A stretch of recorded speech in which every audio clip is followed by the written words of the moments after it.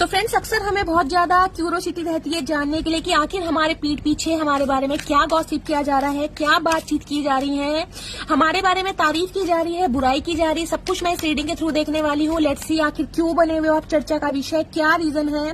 करली की energy guys, आप कहीं ना कहीं आप ऐसे इंसान बन गए हैं जो लड़ाई झगड़ों से डरते नहीं है, अपने लिए स्टैंड लेना आ गए हैं। अगर आपको कोई ट्रिगर करता है, अगर आपको कोई इंसान कहीं ना कहीं वोंडेड करता है, तो अब आप कहीं ना कहीं जवाब देने के लिए बिल्कुल तैयार हैं। यंग की एनर्जी है, डे बाय डे बहुत ज्यादा यंग, ब्यूटीफुल, गुड लुकिंग आप होते जा रहे हैं। आपकी पर्सनैलिटी से सामने वाले बहुत ज्यादा जेलस फील कर रहे हैं।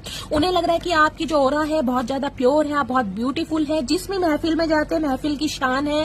तो गाइस, आपको देखकर कहीं ना कहीं बहुत सारे लोग जल भी रहे हैं, चिढ़ भी रहे हैं।